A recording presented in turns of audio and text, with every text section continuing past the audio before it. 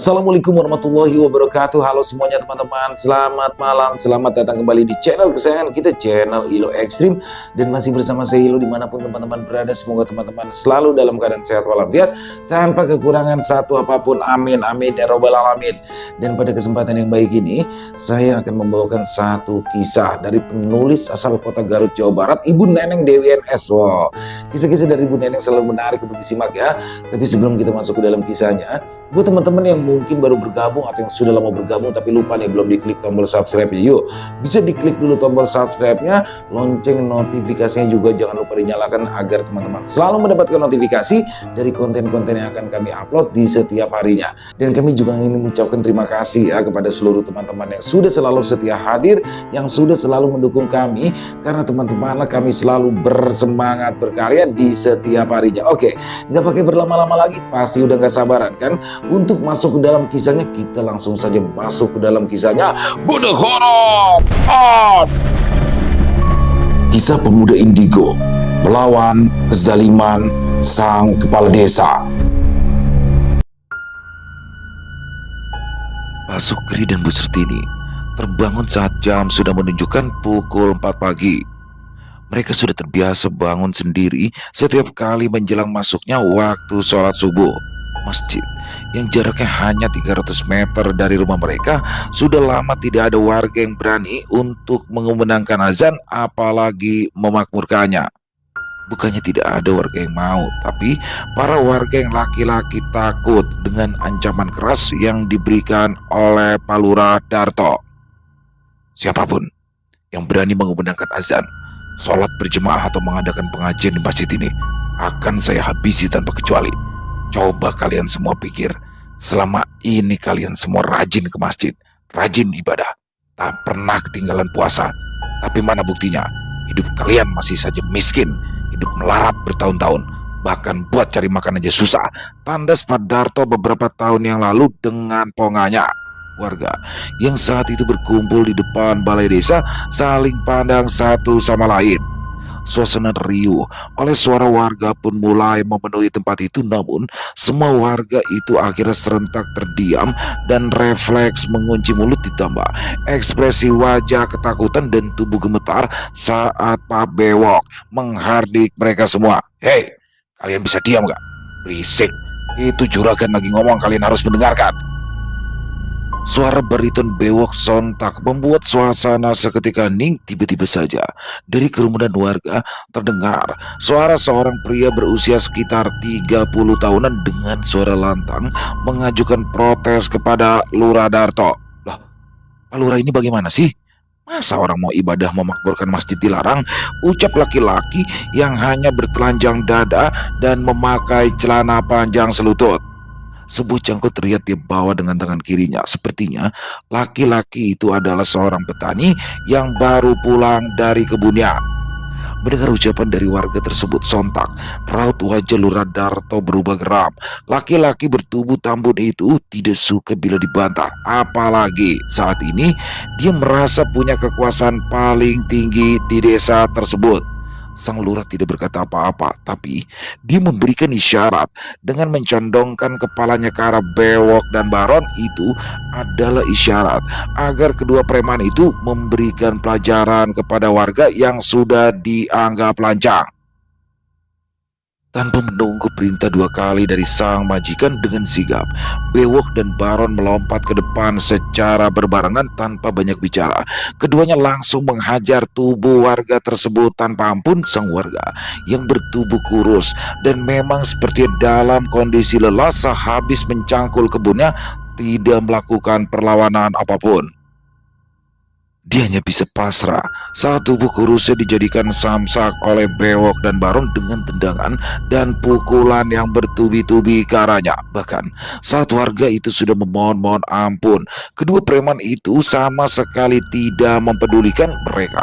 Berdua bahkan makin beringas, seakan memang sengaja ingin menghabisi nyawa orang itu. Sampai akhirnya tubuh laki-laki itu pun tiba-tiba saja roboh. Tubuhnya yang penuh dengan luka-luka jatuh terjengkang menghantam hamparan tanah berpasir yang ada di belakang tubuhnya. Sontak terdengar jerit ketakutan para warga, terutama dari bibir ibu-ibu dan anak-anak yang ikut berkerumun di depan balai desa saat itu.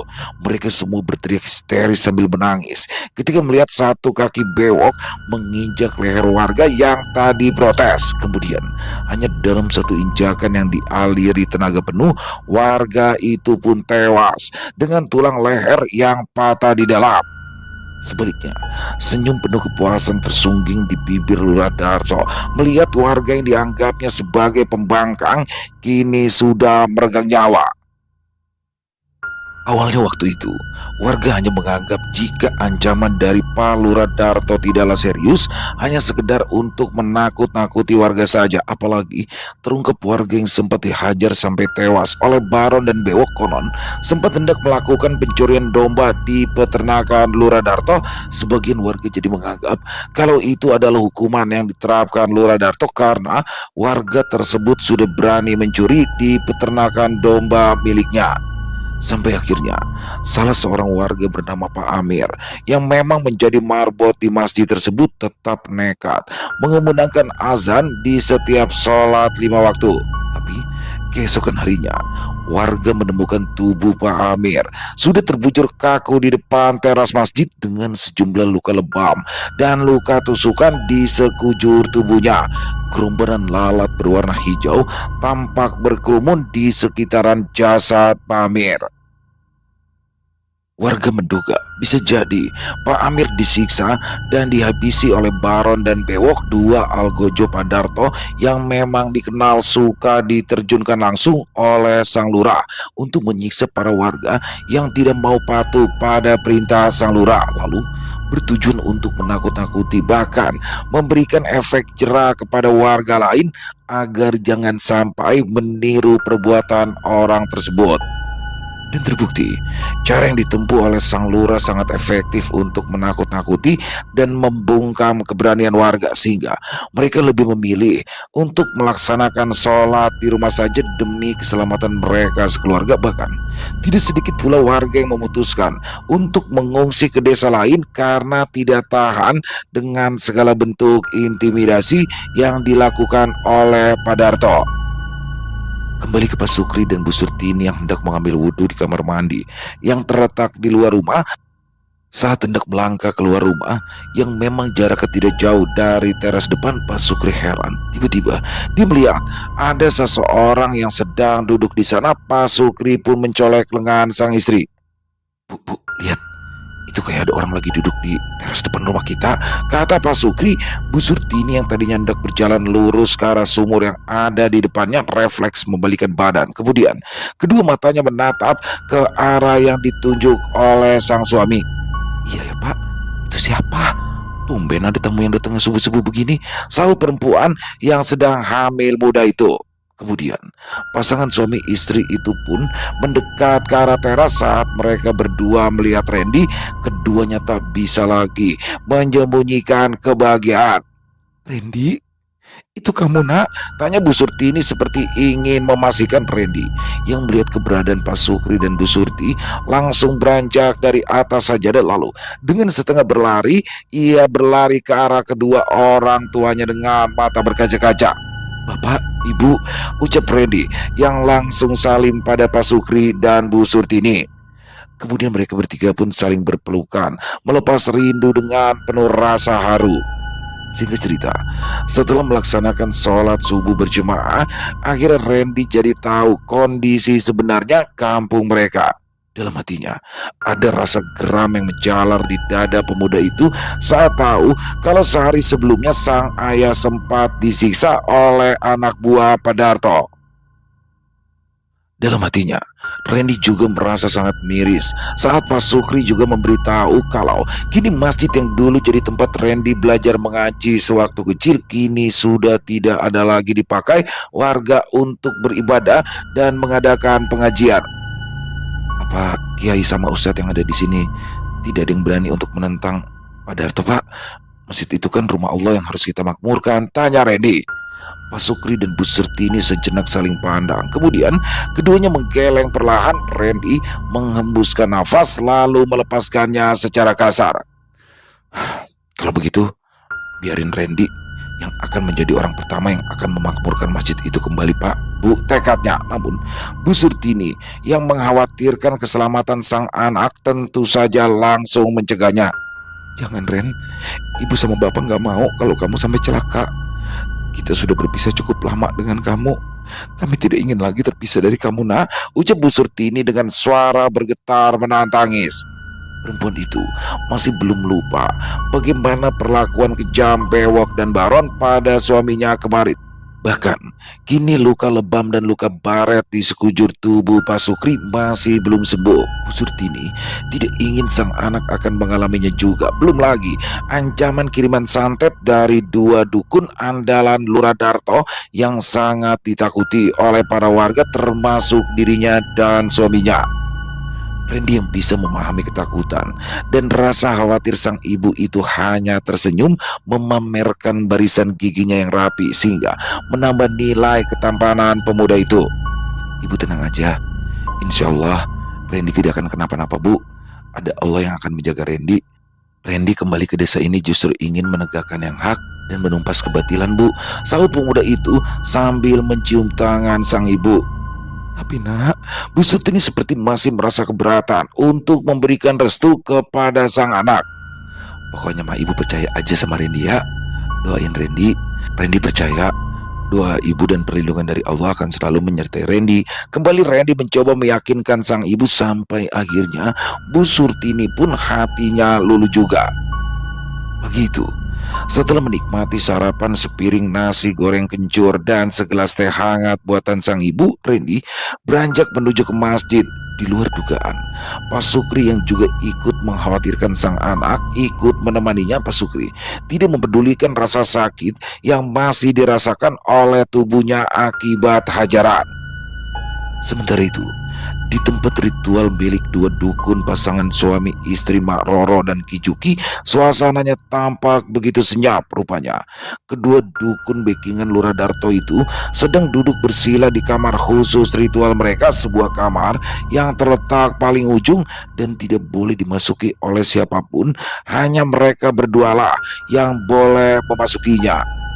Kamar ritual tersebut pintunya berwarna hitam dan ditutupi oleh gorden lusuh yang berwarna senada. Tak ada pencahayaan sama sekali di sana, apalagi ventilasi udara dan jendela. Bisa dikatakan kamar ritual itu lebih tepat bila disebut gudang karena suasananya pengap dan membuat manusia biasa tidak akan bisa leluasa untuk bernafas daripada sebuah kamar. Suasana kamar ritual itu juga terasa menakutkan dan memancarkan aura hitam yang begitu pekat. Hal ini beralasan karena dipenuhi oleh barang-barang klinik koleksi dari Ki Juki dan Mak Roro yang mereka satukan setelah keduanya terikat oleh sebuah pernikahan. Semua barang-barang klinik tersebut dikumpulkan dari berbagai tempat di Indonesia sejak kedua dukun sakti itu berusia belia. Di antaranya ada keris, batu mustika, batu merah delima, bambu petuk, cundrik, tombak, kujang, mandau, dan lain-lain. Mak Roro dan Ki Juki menatanya dengan rapi di sebuah lemari kayu jati yang sudah mulai berlubang akibat digigit oleh rayap di sana-sini.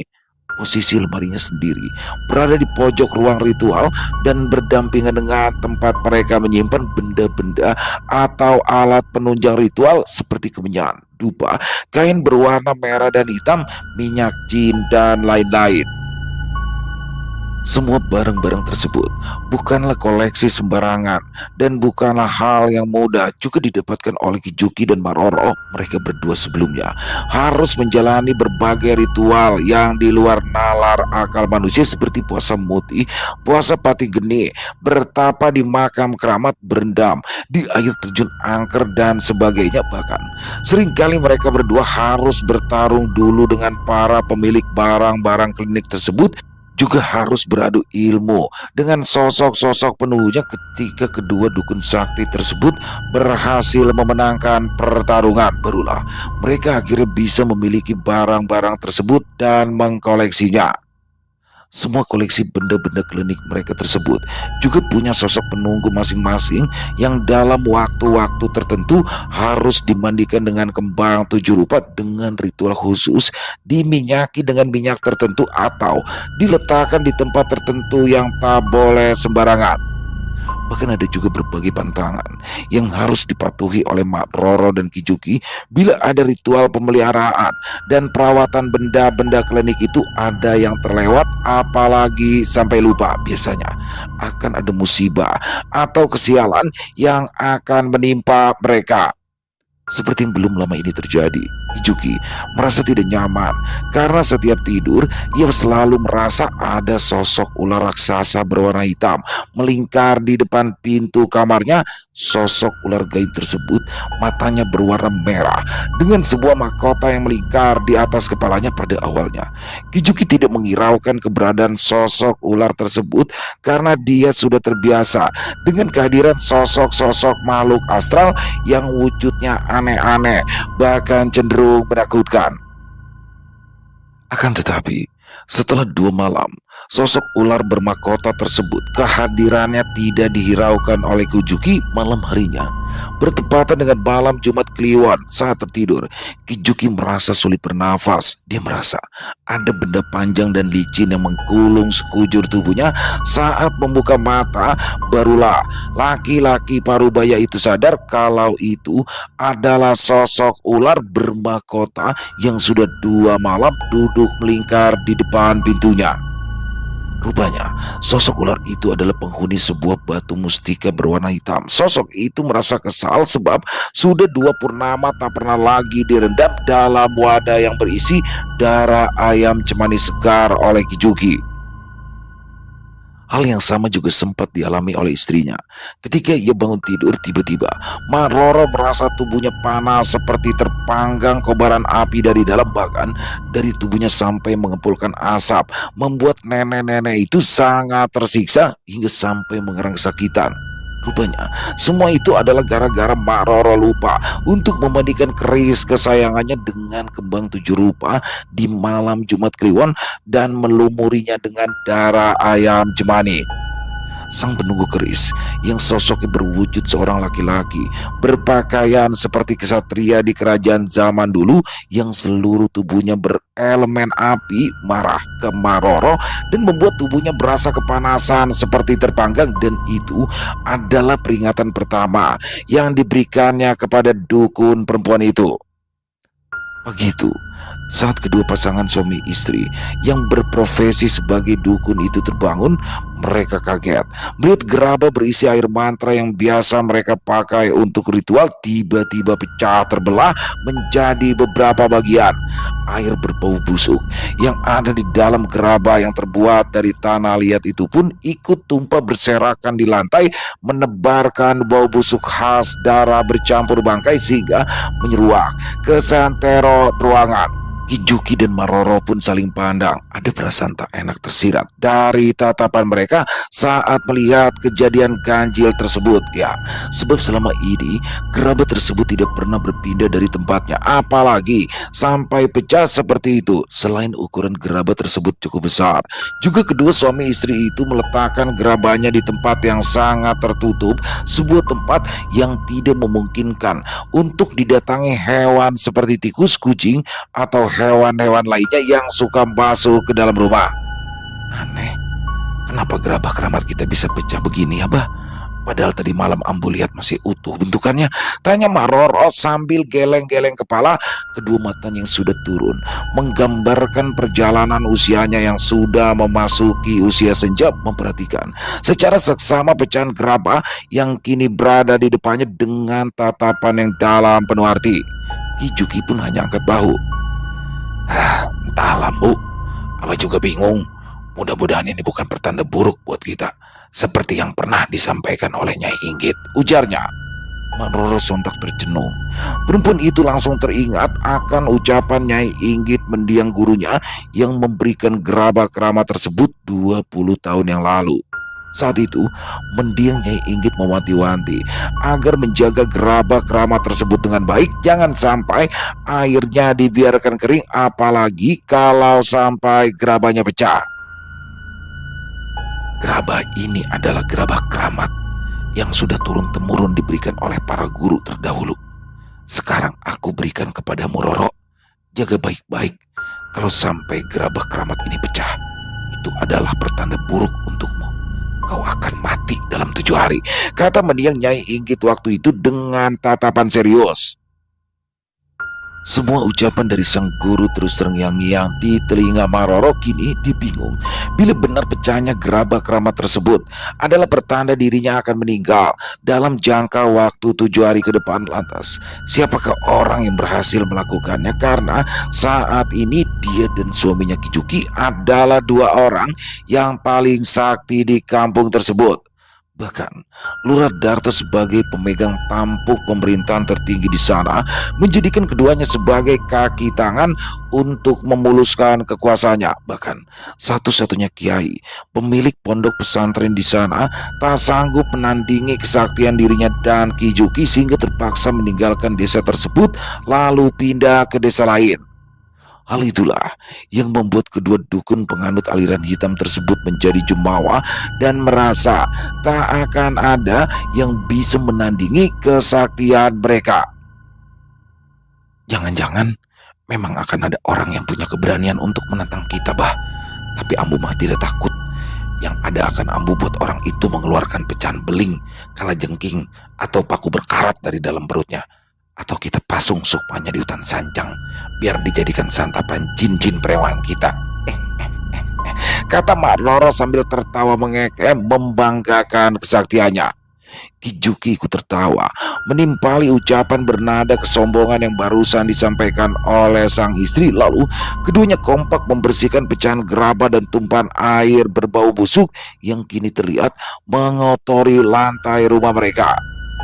Sementara itu Randy dan Basukri baru saja selesai mencuci karpet dan mengepel lantai bagian dalam masjid ketika tiba-tiba 2 orang jongos Padarto, yaitu Bewok dan Baron, pada saat yang bersamaan melewati tempat itu.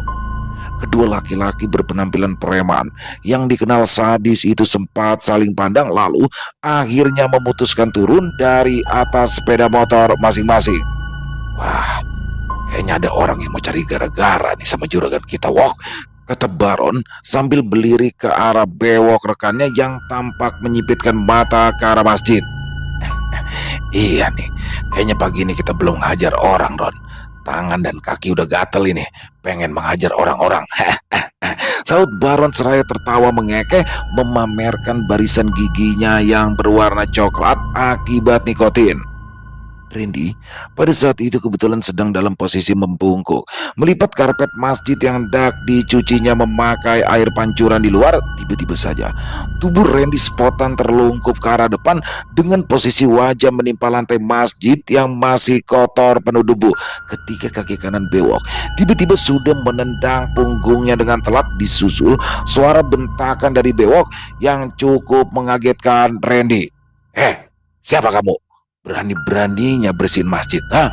Apa kamu lupa kalau Juragan Darto sudah melarang semua warga yang ada di sini untuk menginjakan kakinya di masjid tanpa kecuali? Bewok melotot ke arah Randy dan kaki kirinya tiba-tiba hendak menginjak punggung Randy.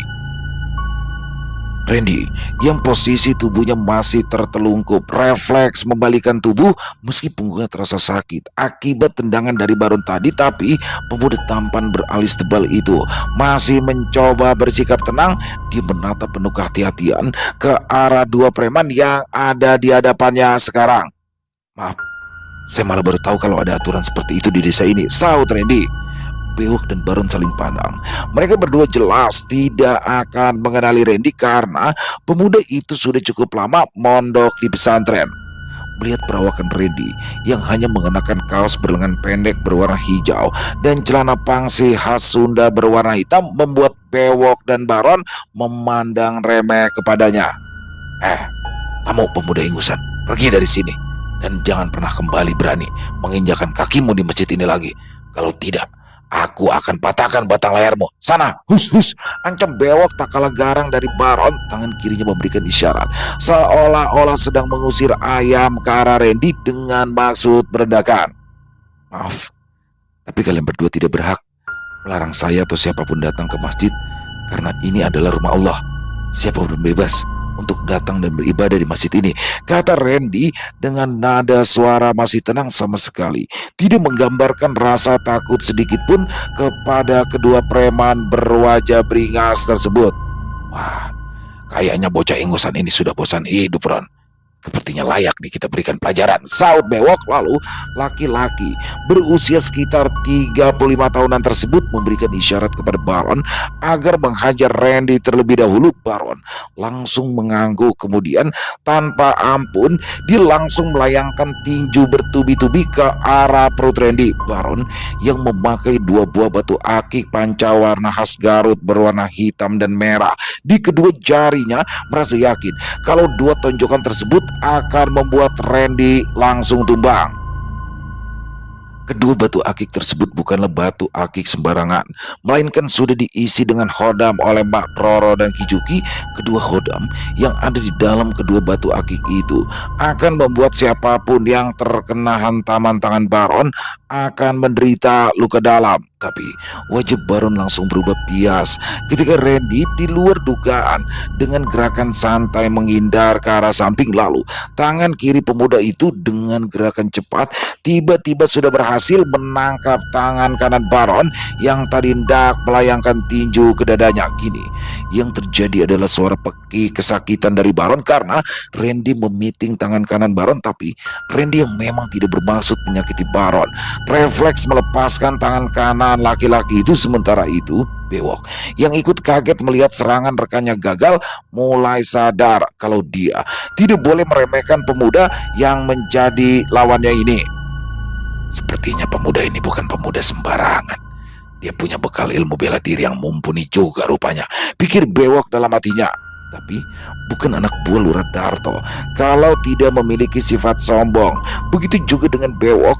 Memang untuk urusan bela diri Bewok levelnya berada setingkat di atas Baron. Makanya dia cukup percaya diri akan bisa menumbangkan Randy dengan mudah. Akan tetapi hal yang di luar perkiraan Baron dan Bewok pun kembali terulang. Bewok yang di jarinya juga dipasang batu akik pancawarna khas Garut berwarna kuning dan hijau yang juga berisi hodam. Justru tangan yang hendak meninju dada Randy mendadak terasa panas seperti mengenai bara api. Pantang menyerah, laki-laki itu kembali mencoba menyerang Randy. Dia mengambil sapu yang ada di dekatnya lalu hendak memukul kepala Randy dengan sapu tersebut. Tapi justru sapu itu malah patah menjadi dua bagian sebelum bisa menyentuh kepala pemuda itu. Bewok kembali terlihat kebingungan sambil memandang ke arah Baron. Baron memberikan isyarat agar keduanya serentak menyerang pemuda itu. Tapi lagi-lagi malah tubuh keduanya yang mental terjajar beberapa langkah ke belakang sehingga punggung mereka berdua menghantam tembok masjid. Kurang ajar. Aku akan habisi kamu sekarang juga, bocah ingusan, kata Bewok dengan amarah yang sudah mencapai ubun-ubun. Kemudian Bewok mengeluarkan sebuah pisau lipat dari balik jaket kulit yang dikenakannya. Pisau lipat itu bukanlah pisau lipat biasa, melainkan bagian ujung pisau lipat itu sudah diberikan racun mematikan. Bagi siapapun yang sampai terkena goresannya, dijamin hanya dalam waktu kurang dari 24 jam akan meregang nyawa dengan tubuh membiru dan mulut berbusa. Mampus kamu bocah so jagoan, dengus Bewok yang langsung menghujamkan pisau lipat beracun tersebut ke arah perut Randy. Lagi-lagi Randy malah hanya menanggapinya sambil tersenyum tipis. Dengan tenang Randy menghindar dengan membuang tubuhnya ke arah samping. Lalu dengan sigap pemuda itu membalikan badan dan berbalik menendang punggung Bewok sehingga Bewok yang tidak siap jadi kehilangan keseimbangan. Pisau lipat yang dipegang Bewok refleks terjatuh. Tadinya mau buru-buru dia ambil kembali, tapi Bewok sudah kalah cepat dengan gerakan kaki kiri Randy yang langsung menendang pisau lipat milik Bewok sehingga terlempar jauh ke pinggir jalan. Pada saat yang bersamaan, Pak Sukri yang baru saja selesai membersihkan mimbar di dalam masjid langsung berlari keluar. Saat dia mendengar suara keributan di luar masjid, wajah laki-laki itu berubah pucat pasi, diwarnai oleh ketakutan ketika melihat ada sosok Bewok dan Baron, dan kini mereka sepertinya hendak menyakiti Randy sang anak. Pak Sukri yang tidak ingin Randy terluka segera menghambur ke hadapan Bewok dan Baron sambil memohon-mohon. "Tolong Kang Bewok, tolong Kang Baron, jangan sakiti Randy. Dia anak saya yang baru pulang dari pesantren. Dia tidak tahu apa-apa. Tolong maafkan dia," pinta Pak Sukri dengan suara memelas ke arah Bewok dan Baron. Melihat kehadiran Pak Sukri, bukan meredam kemarahan Baron yang tadi sangat kesal sudah gagal membuat Randy terkapar, justru malah makin memantik api kemarahan laki-laki tersebut. Baron juga merasa malu sebab baru kali ini serangannya berhasil dimentahkan oleh lawan. Hal itu jelas menjatuhkan harga dirinya sebagai preman yang paling ditakuti setelah Bewok. Bewok juga tak kalah gondok sebab dia gagal melukai Randy dengan pisau lipat beracun miliknya. "Oh, jadi bocah ingusan ini anak kamu ya Sukri? Ajak dia pulang dan tinggalkan masjid ini. Kalau tidak, kamu akan kembali saya hajar seperti kemarin. Ngerti?" Baron kali ini malah menggertak ke arah Pak Sukri yang tubuhnya gemetar ketakutan melihat kemarahan Baron. Reaksi berbeda justru diperlihatkan oleh Randy. Sikap tenang pemuda itu kini berubah 180 derajat setelah ia mendengar ucapan Baron barusan. "Apa? Jadi dua orang ini yang sudah membuat Bapak jadi babak belur? Jawab Pak, jawab!" kejar Randy. Mendadak rasa sakit menjalari dirinya. Betapa tidak, seorang ayah yang selama ini sangat ia sayangi dan ia hormati bisa-bisanya diperlakukan seperti seorang pesakitan oleh dua berandal yang suka bertindak sewenang-wenang. Pak Sukri yang masih merasa takut pada Baron dan Bewok tidak menjawab. Laki-laki itu hanya menundukkan wajah dalam-dalam, kemudian tangan kanannya menarik tangan kiri Randy agar segera meninggalkan tempat itu demi keamanan mereka sekeluarga. "Jawab Pak, apa mereka berdua yang sudah memukuli Bapak?"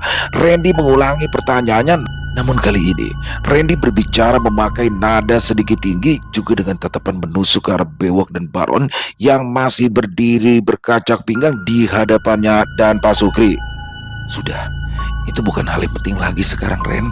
Ayo nak, lebih baik kita pulang ya," bujuk Pak Sukri. Untuk pertama kalinya Randy menolak apa yang diperintahkan oleh sang ayah. "Pak, Randy gak terima Bapak sampai dipukuli oleh mereka berdua. Asal Bapak tahu, hati Randy ikut sakit Pak," kata Randy dengan suara bergetar menahan amarah yang susah payah dia tahan. Kini kemarahan pemuda itu tertuju pada Bewok dan Baron.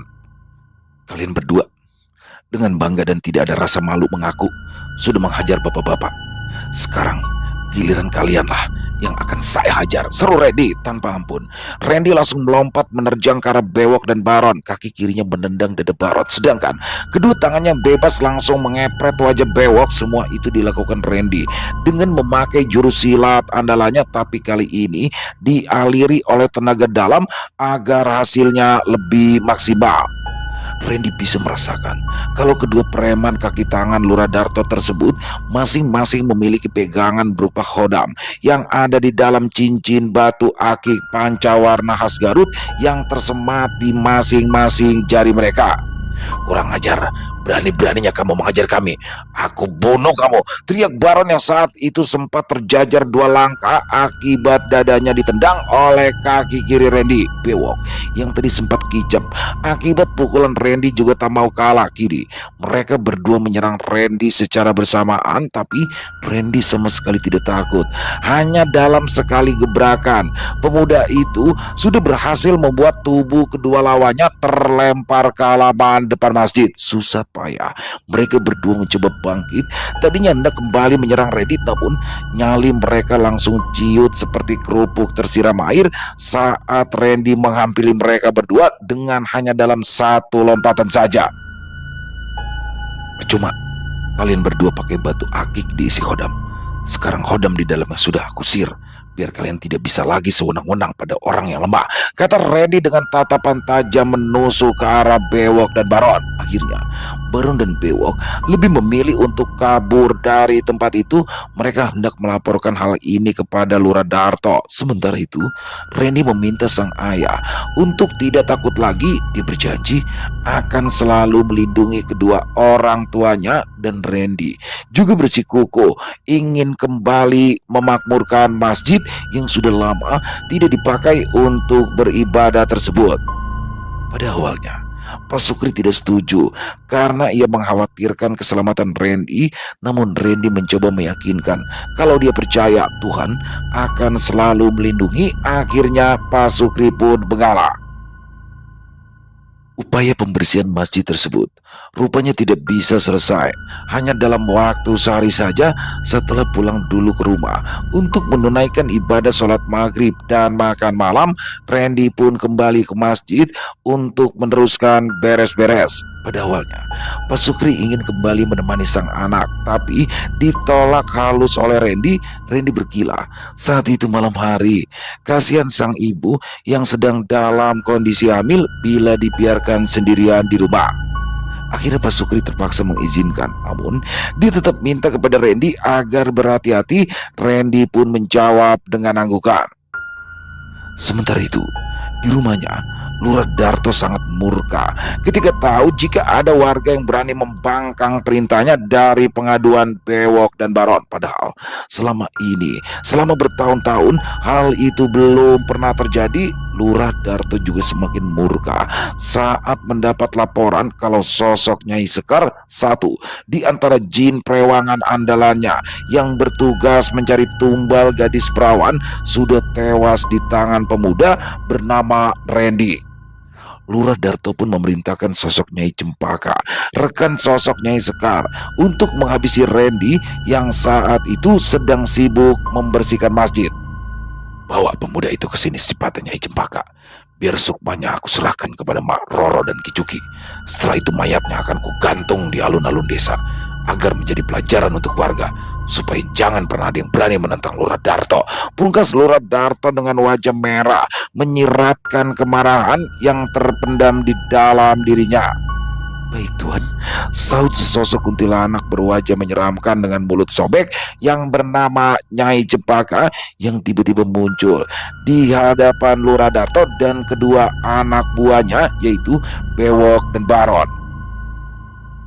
Tak lama kemudian, sosok Nyai Cempaka langsung melesat terbang, meninggalkan rumah mewah Lurah Darto menuju masjid desa yang jaraknya sekitar 500 meter dari sana. Malam makin merangkak naik. Cahaya rembulan makin bersinar temaram menaungi kegelapan malam. Randy saat itu masih berada di masjid desa menyelesaikan pembersihan. Pemuda tampan itu ingin segera membereskannya di malam itu juga agar masjidnya nanti sudah bisa kembali dipakai untuk sholat berjemaah oleh warga keesokan harinya. Randy baru saja selesai menunaikan sholat tahajud, bahkan sajadah bergambar Ka'bah masih didudukinya, sebab pemuda itu masih khusyuk melantunkan zikir dan doa-doa terutama yang ditujukan untuk kedua orang tuanya. Namun mendadak pemuda indigo lulusan pesantren itu merasakan perubahan hawa yang berubah drastis. Pada awalnya, hawa di dalam masjid terasa begitu dingin, cenderung adem menenangkan. Kini mendadak berubah bercampur dengan sebuah hawa panas yang membuatnya gerah. Keringat dingin mulai bercucuran membuat Randy merasa jadi kurang nyaman, sebab hal itu sedikit mengganggu zikir yang rencananya akan ia lantunkan semalaman. Pemuda beralis tebal itu pun akhirnya memutuskan untuk keluar dari dalam masjid, lalu berjalan menuju tempat wudhu yang letaknya tepat di depan halaman masjid. Seiring langkahnya yang perlahan berjalan keluar menuju teras masjid, hawa panas yang dirasakannya justru terasa semakin menggila.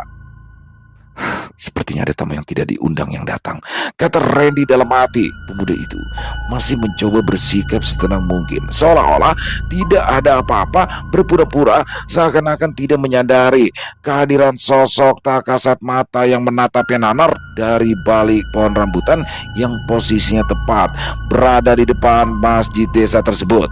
Padahal indera keenam Randy sebagai seorang indigo sudah bisa mendeteksi kehadiran sosok tersebut. Bahkan Randy diam-diam sudah bersiap mengantisipasi segala kemungkinan, termasuk bila seandainya sosok itu tiba-tiba saja menyerangnya tanpa aba-aba.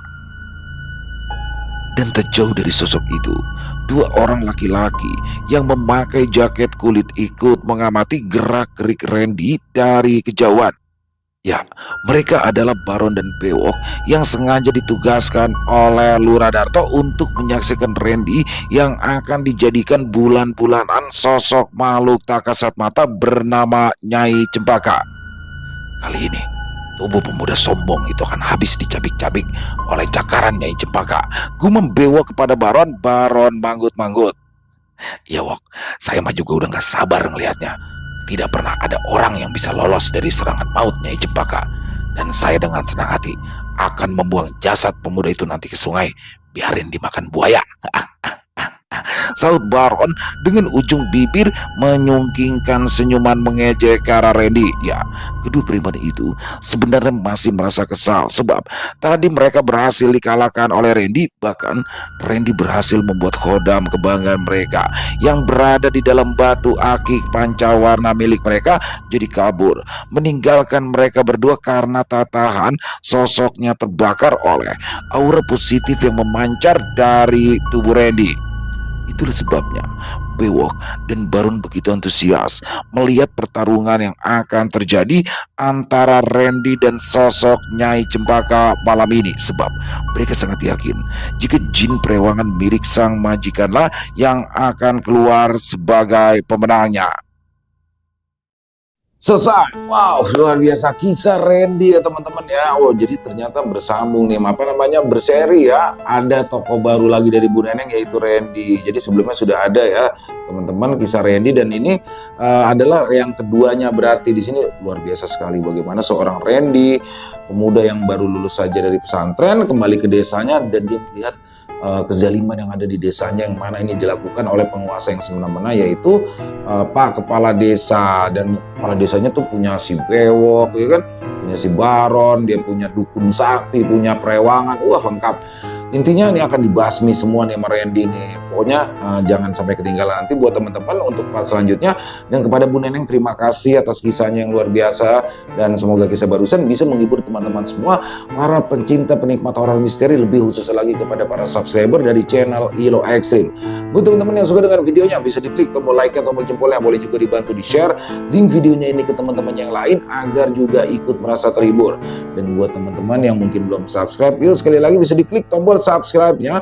Jangan lupa lonceng notifikasinya dinyalakan agar teman-teman selalu mendapatkan notifikasi dari konten-konten yang akan kami upload di setiap harinya.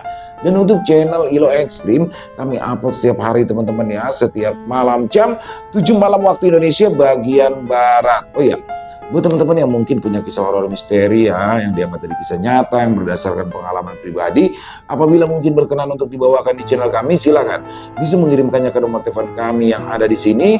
Bebas ya, kirimannya boleh dalam bentuk tulisan, boleh dalam bentuk rekaman suara, senyamannya teman-teman aja. Dan buat teman-teman yang sudah mengirimkan kisah, kami ucapkan terima kasih. Buat teman-teman yang sudah mengirimkan kisah tapi belum sempat dibawakan, harap bersabar ya, karena harus melalui proses penggarapan terlebih dahulu agar nantinya bisa dinikmati oleh teman-teman yang lain. Di akhir kata, saya Ilo mengucapkan permohonan maaf apabila mungkin dalam pembawaan kisahnya barusan ada kata-kata saya yang salah ataupun ada kata-kata saya mungkin yang kurang berkenan. Saya mohon dibukakan pintu maaf yang seluas-luasnya. Sampai berjumpa lagi di konten-konten kami selanjutnya. Pasti tidak kalah ngerinya, pasti tidak kalah seramnya. Masih bersama saya Ilo di channel Ilo Extreme. Salam sehat sukses selalu untuk kita semua. Wassalamualaikum warahmatullahi wabarakatuh.